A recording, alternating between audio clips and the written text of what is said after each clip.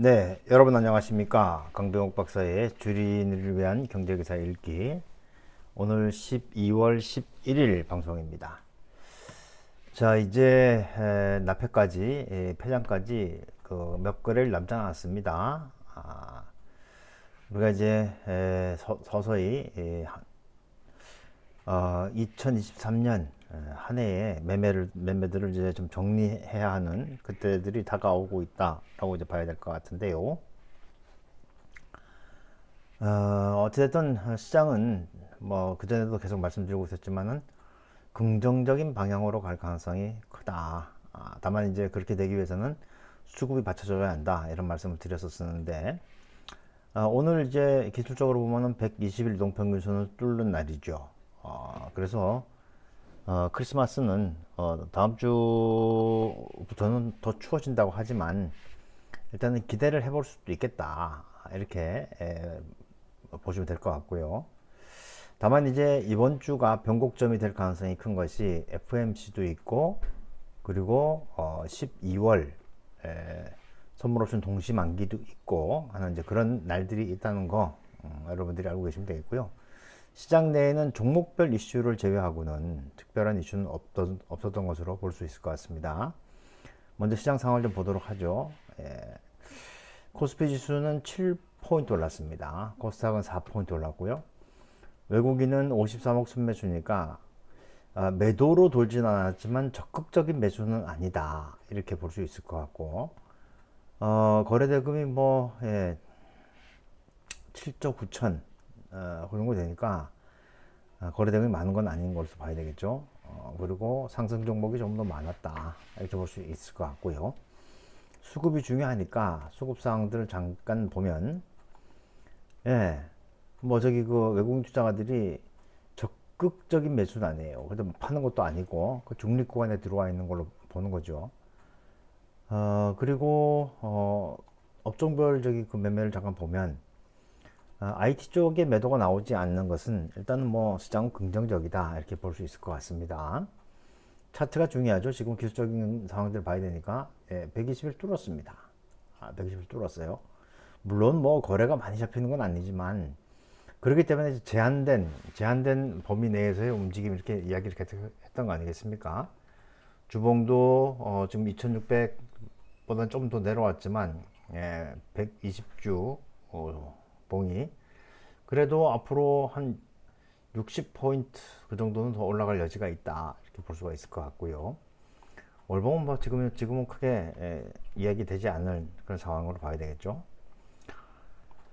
시가총액 상위 종목들의 움직임을 좀 보면 유가증권 시장에서 LIG 넥스원은 일단 미국의 로봇 회사를 하나 산다는 거 아니겠습니까?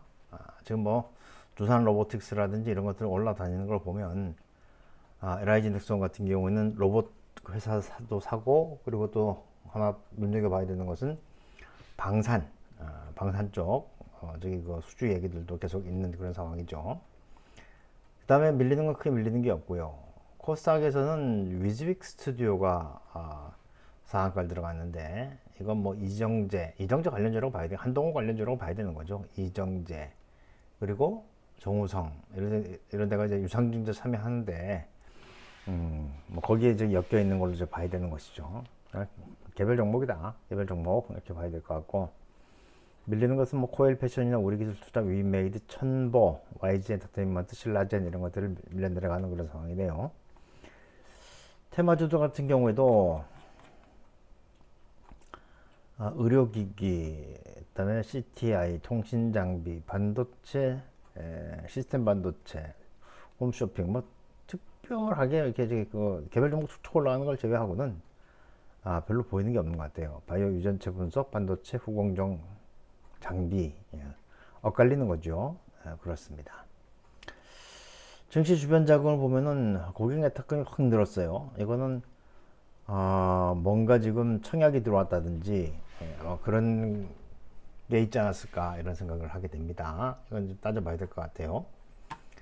해외 변수들을 잠깐 보면 국제 원유 가격은 낙폭과대로 봐야 되는 거죠. 낙폭이 컸기 때문에 다시 반등을 했다 봐야 될 것 같고 달러 인덱스도 등락은 있지만 기본 저점을 높여가는 그런 상황이기 때문에 달러 움직임들 잘 봐야 될 것 같고요. 환율,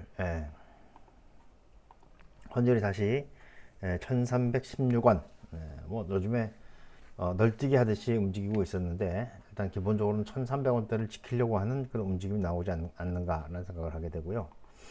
요게 이제 이번 주 목요일이 우리 선물옵션 동시만기인데, 개인 투자자들은 일단 올라가면 올라갈수록 수익이 나는 포지션을 잡고 있어요. 그러니까 좋게 본다는 얘기죠. 외국인 투자가들도 지금 어느 정도는 올라가면 수익을 내는, 그래서 이런 걸 이제 아마 비율 수직 스프레드 뭐 이렇게 저기 그 이야기를 할 수도 있을 것 같긴 한데, 이건 좀 지켜봐야 될 것 같습니다. 그렇다면 금융투자가 이번에는 포지션을 잘 못 잡고 있어요. 그래서 뭐 개인은 제외하고 외국인하고 지금 금융투자하고의 싸움으로 봐야 한다면, 외국인은 올려붙여야 되고 금융투자는 내려붙여야 됩니다.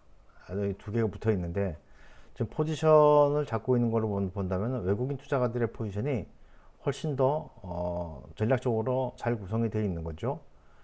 그렇다면 어디까지 갈 수 있냐면, 지금 현재 342면은 지금 337이니까 5포인트 정도 더 올라갈 수 있잖아요. 58이 40, 한 40포인트 정도를 더 올릴 수 있는 그런 상황으로 보면 될 것 같습니다.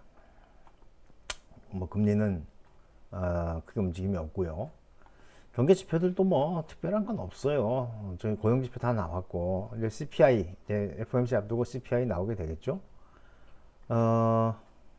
CPI 이걸 보면은 지금 이번에 저기 4% 지금 예상하고 있단 말이에요. 4%.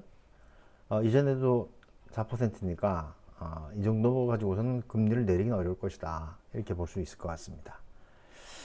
자, 그러면 뉴스들 하나씩 보면은 경제 뉴스에 자금과 관련된 이야기들이 많이 나오고 있어요. 그다음에 증권 같은 경우에는 뭐 개별 종목들이죠. LIG 넥스원이라든지, 그렇지 않으면 대상홀딩스 같은 경우에 그 사이에 계속 저기 한동훈 관련주라고 하더니만 홀딱 다 팔아먹었잖아요. 다 그런 거예요. 그런 거예요.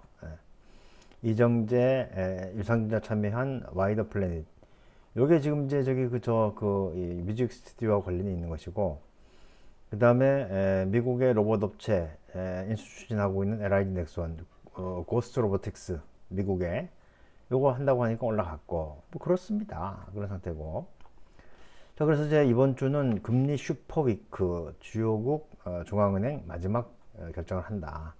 13일에는 미국 FOMC고 14일에는 영국, 유럽, 15일은 러시아. 사실 ECB라든지 BOE라든지 이런 쪽은 크게 저기 영향을 미치지 못하겠고요. 이 13일에 있는 FOMC가 가장 큰 그런 그 상황이 되겠죠. 그렇다면 이제 FOMC를 보기 위해서는 우리는 뭘 봐야 되느냐? 이걸 봐야 되는 거죠. 이제 페드워치. 페드워치는 지금 금리 동결이 98.4%고, 그렇죠? 그리고 금리를 한 차례 더 올리는 것이 1.6%예요. 1.6%.